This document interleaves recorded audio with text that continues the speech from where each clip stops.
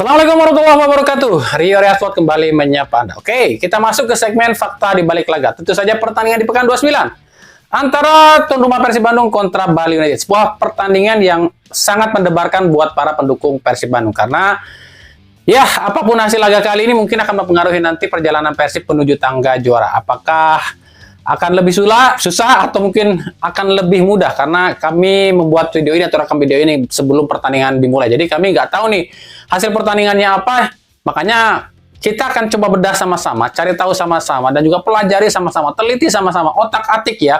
Ada apa sih yang terjadi di balik laga kali ini dan bagaimana jalannya pertandingan kali ini. Tapi seperti biasa, kami pun mengajak kalian semua, kalau ada hal-hal yang mungkin kami kelewat di dalam video ini, di dalam pertandingan ini, silakan saja kita sama-sama review. Tulis aja pendapat kalian atau masukan kalian di kolom komentar. Apa yang terjadi di laga kali ini, oke? Jadi ya, sebelum kita bahas juga, saya tetap mau dukungannya untuk channel ini agar terus berkembang dan bisa memberikan berita-berita informatif yang tentunya semoga saja bermanfaat untuk kita semua. Caranya masih sama.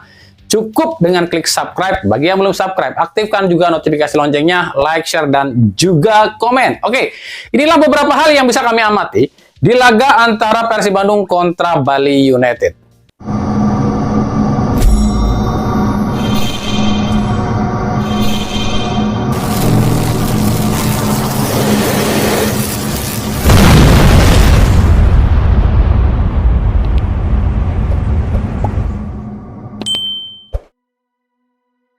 Oke, inilah beberapa hal yang bisa kami amati di laga antara Persib Bandung lawan Bali United di pekan ke-29 BRI Liga 1 2024-2025. Wasit Chandra. Sejauh ini wasit asal Padang ini sudah tampil sebanyak 14 kali di Liga 1 dan mengeluarkan 66 kartu kuning dan 4 kartu merah sebelum laga ini lo ya. Persib sendiri jadi salah satu tim terbanyak yang dipimpin oleh wasit asal Padang ini, yakni sebanyak 3 kali sudah sebelum laga ini. Yakni di pekan ke-11 saat menang 1-0 lawan Borneo FC, di pekan ke-19 saat kalah 0-2 dari Dewa United, dan di pekan ke-25 saat dibantai oleh Persebaya 4-1. Sementara bagi Bali United baru satu kali nih dipimpin oleh wasit ini, yakni saat imbang 1-1 lawan Persik Kediri di pekan ke-1 malah. Wasit ini, aduh gimana ya, kami nggak tahu deh, ini wasit salah satu wasit kontroversi ini. Ada apa nih, kok pakai wasit Chandra, terus juga wasit VAR-nya Aidil Azmi nih, dua wasit yang dibilang musuh Persib. Yang kedua yang jadi sorotan kami adalah rumput GBLA. Ini apa ya, karena mungkin hujan kali ya, ini rumputnya terkelupas loh, ini agak nggak enak dilihatnya. Bukan masalah nggak enak lihat juga, gak enak dipakai main ke rumput kayak gini, rawan cedera, mencederai pemain loh. Ini pemain juga kelihatan banget ya sering terpeleset ya. Dan ini harus benar-benar diperbaiki nih oleh pihak pengelola GBLA rumput stadion yang kalau kena hujan ya sebenarnya nggak banjir sih, cuman jadi terkelupas ya.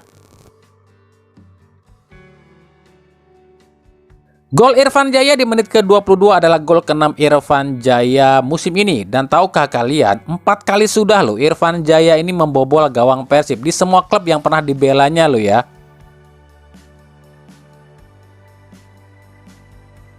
Lalu yang jadi sorotan kami di laga ini di babak pertama adalah tambahan waktu yang 8 menit. Ini buat kami agak aneh nih. Kami nggak tahu nih nguntungin siapa nih, nguntungin Persib atau nguntungin Bali United. Kami nggak tahu. Karena agak aneh aja buat kami, di babak pertama itu nggak terlalu banyak kejadian yang membuang waktu. Kenapa tambahan waktunya sampai 8 menit ya? Ini nggak tahu, nggak jelas nih kami nih.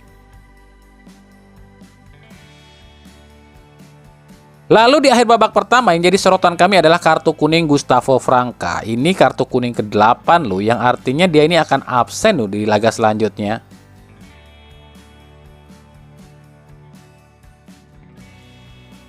Lalu di akhir babak pertama tentu saja yang jadi sorotan utama adalah possible red card-nya Beckham Putra. Nah, gimana pendapat kalian nih? Apakah Beckham Putra ini layak di kartu merah atau enggak? Karena pendukungnya Persib pasti bilang nggak layak lah itu di kartu merah ya kan, karena yang membelain Persib ya. Kita ngomong secara gentle aja, secara fair aja lah. Ini sebenarnya layak atau enggak ya? Kalau buat kami pribadi tergantung tensi ya. Kalau misalnya tensinya si Beckham Putra ini memang emosi, itu apa namanya, merangkul terlalu keras ke lehernya Brandon Wilson, ya mungkin ini layak di kartu merah ya. Tapi balik lagi si Brandon Wilsonnya ini, dia ini diving atau enggak, atau mungkin pura-pura terasa sakit atau enggak, itu kan yang jadi permasalahan kan. Nah, awal permasalahannya itu apa dulu kan, Brandon Wilson yang marah-marah sama Ciro Alves. Nah, di sini juga kalau seandainya Beckham Putra di kartu merah ya, ini perseteruan ataupun pertengkaran antara Ciro Alves dan Beckham Putra pun Beckham dan Brandon Wilson pun ini harus direview juga, karena semua ini berawal dari pertengkaran ribut antara Ciro Alves dengan Brandon Wilson ya.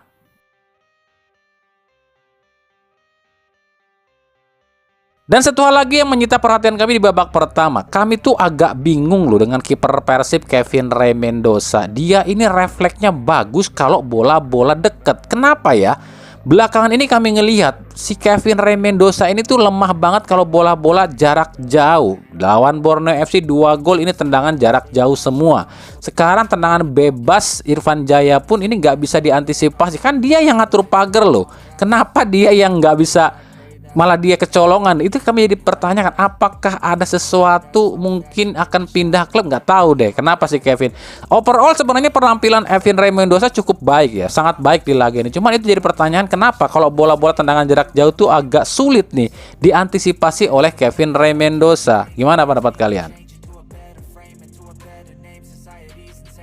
Kita masuk ke babak kedua. Yang jadi perhatian pertama kami adalah golnya Beckham Putra di menit 69. Bukan karena kami harus menunggu sampai menit ke 69 atau 70 ya baru Persib bisa menyamakan kedudukan, tapi proses gol ini pun kami justru kaget ya. Dan gol ini adalah gol ke-6 Beckham musim ini, dan ini jadi anti klimaks sih. Ada yang mungkin akan menghujat Beckham juga, ada yang juga nyalahin wasit juga. Kenapa demikian? Pasti banyak yang bilang nih, itu Beckham harusnya kartu merah tuh babak pertama. Coba kalau Beckham kartu merah babak pertama, Beckham nggak bisa nyetak gol kan, gitu kan ya. Pasti adalah pro dan kontra seperti itulah. Lalu golnya Gustavo Franca di menit 81, nyampe harus 81 ya. Ini pendukung tim saingannya Persib udah ngarepinnya ya udahlah seri-seri aja ya, tapi tiba-tiba Gustavo Franca malah nyetak gol nih. Dan ini gol keempatnya musim ini, dan sah sudah ya, Gustavo Franca mungkin jadi salah satu back tersubur Persib sepanjang masa, back asing ya, back asing tersubur Persib sepanjang masa. Mungkin ya masih kalah di bawahnya Patricio Jimenez kali ya, karena kan Patricio Jimenez itu kan dia banyak mencetak gol karena dari titik penalti, sama juga dengan Vlado ya, juga banyak cetak gol dalam titik penalti ya. Tapi Gustavo Franca 4 gol tanpa titik penalti loh.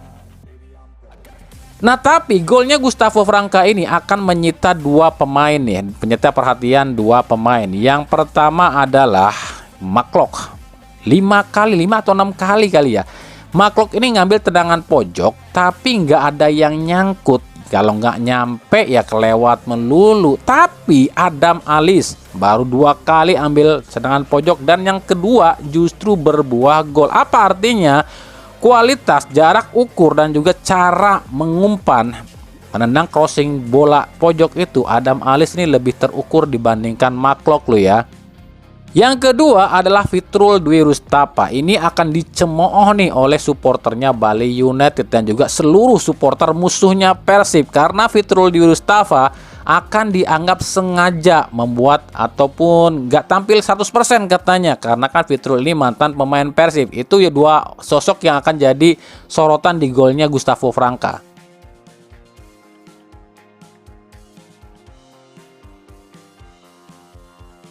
Kemenangan versus kekalahan. Nah, ini kemenangan ke-17 Persib musim ini dan yang ketiga atas Bali United sepanjang sejarah. Sementara bagi Bali United ini kekalahan ke-10 musim ini dan yang ketiga atas Persib sepanjang sejarah. Boyan Hodak. Nah, Boyan Hodak jadi satu-satunya pelatih asing Persib sepanjang masa yang mampu 2 kali kalahkan Bali United secara 2 musim berturut-turut. Man of the match. Nah, siapa nih buat kalian nih? Versi kalian ya, man of the match-nya. Apakah Kevin Rey Mendoza, Gustavo Franca, Nick Kuipers, ataupun Adam Alis, McClough, Beckham Putra, Ciro Alves, atau siapa nih? Ya, kalau kami pribadi sah-sah saja. Silahkan, itu kan pendapat kita masing-masing siapa yang jadi man of the match-nya di Liga. Tapi kalau kami lihat dari kontribusi dan cara main dan juga progres, ada beberapa pemain yang layak menjadi man of the match di Liga ini. Mungkin Beckham Putra dan Kevin Ray Mendoza layak kali ya. Tapi ya nggak tahu juga nih versi LIB. Oke, kita bahas secara detail. Yang pertama, kami akan ucapkan maaf loh Coach Jan Olderkering, tapi Persib menang tuh lawan Bali United. Ya, sebelum laga ini, pelatih Dewa United Jan Olderkering sangat yakin Persib ini akan kalah dari Bali United dan Dewa United yang akan jadi juara musim ini.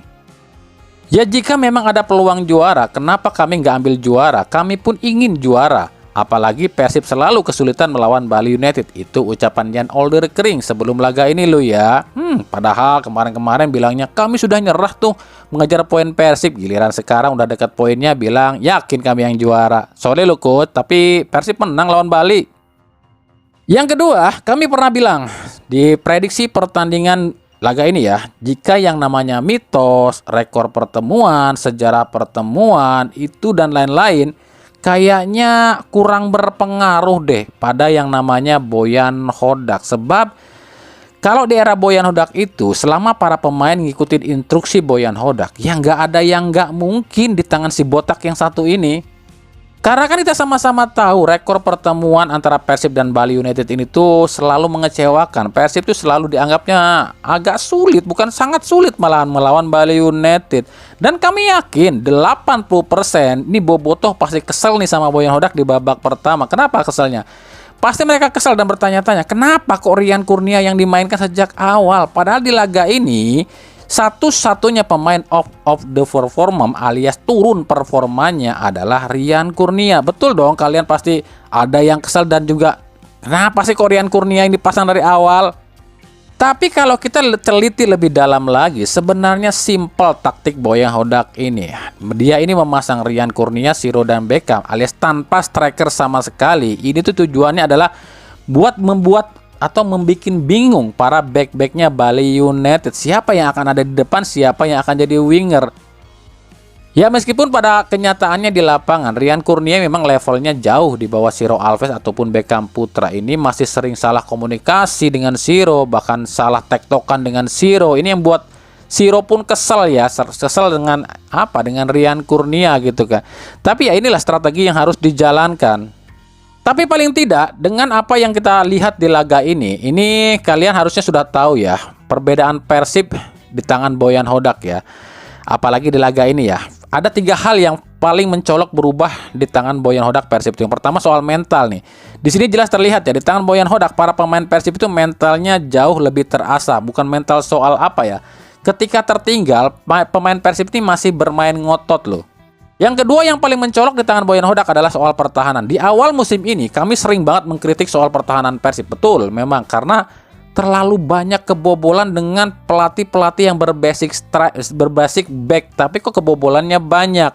Tapi akhirnya ketika Gustavo Franca sudah bisa nyetel dengan Nick Kuipers, ditambah datangnya Adam Alis yang nyetel dengan gaya permainan Boyan Hodak, ini membuat sisi pertahanan Persib jauh lebih solid ya. Dan khusus di laga ini, Persib selain mental dan juga pertahanan, Persib itu dibilangnya beruntung. Kami pribadi ngomong Persib di laga ini beruntung loh. Kenapa beruntung? Karena Beckham Putra harusnya mungkin bisa aja kena kartu merah. Gustavo Franca pun beberapa kali kena pelanggaran, itu nggak kena kartu kuning kedua. Ya itu bisa dibilang beruntung juga sih. Terserah kalian ngomongnya itu ditolongin wasit atau apa, buat kami ya disebutnya beruntung. Cuma memang kerasa banget ya di lini depan Persib nggak adanya David Da Silva dan Tyron Delevino. Siro Alves ini seolah nggak kelihatan loh. Padahal tusukan sih udah bagus ya. Tapi finishing atau final fast atau finishingnya itu yang nggak ada yang jadi seorang finisher. Jujur ya kalau kalian mau tahu saat pertandingan ini berjalan, ini kami udah ketawa-tawa loh saat Irfan Jaya nyetak gol. Ini pasti akan banyak drama nih. Pemain Bali ini pasti banyak akan tiduran nih kalau misalnya udah keunggul duluan. Betul dong, kalian pun mikirnya seperti itu. Tapi ternyata cuma segelintir pemain aja ya yang masih lakukan drama. Untung aja di laga ini Bali United nggak diperkuat oleh Adilson Maringa, si raja guling-guling. Tapi memang masih ada tuh salah satu raja drama, si Privat Embarga, atau orang Sunda mungkin nyebutnya si Calei ya. Kenapa si Calei? Ya iyalah, toel dikit ambruk. Dan dengan kemenangan ini sebenarnya sih masih sama posisinya. Persib tuh belum aman, belum bisa dibilang 90% jadi juara, sebab masih tersisa 5 pertandingan, yang artinya 5 pertandingan kali 3 poin ya, 15 poin yang bisa diraih lu ya. Meskipun ya di situs Footy Ranking itu udah dibilang Persib 95% untuk jadi juara musim ini. Tapi kan mereka nggak tahu Liga Konoha. Liga Konoha itu penuh settingan cuy. 15 poin alias 5 pertandingan. Jika Persib 2 menang lagi pun belum tentu jadi juara kalau Dewanya terus menang juga. Kecuali dengerin ya, Persib di 2 laga lagi menang dan Dewa United terpeleset di 2 laga itu baru Persib juara. Intinya seperti yang kami bilang, Liga 1 musim ini akan dibikin semenarik mungkin oleh LIB lo ya. Dan kami pun pernah bilang, juara itu akan terlihat nanti di akhir-akhir menjelang akhir. Kalau tebakan kami sih kemarin itu ya, antara pekan 31 atau pekan 32 baru akan ketahuan siapa yang juaranya. Kenapa demikian? Sejak dari awal PT LIB sudah mengatakan Liga musim ini akan dibikin semenarik mungkin sampai akhir kompetisi supaya rating dan penonton itu akan tetap ramai. Paham dong sekarang di sini. Jadi nyampe akhir musim atau 2 pertandingan lagi terakhir deh baru akan ketahuan siapa juaranya. Jadi udah paham ya gimana peluang Persib. Persib itu butuh 9 poin lagi untuk jadi juara. Nah, sisa 5 pertandingan, mampukah Persib mendapatkan 9 poin itu? Intinya gini deh, Persib itu cukup ambil 9 poin lagi deh. Terserah itu mau Dewanya menang terus juga ya mau gimana. Kalau Persib bisa meraih 9 poin lagi, ya Persib akan jadi juara. Itu aja ya. Terserah besok menang atau kalah, yang penting Persib itu di 5 laga sisa butuh 9 poin lagi.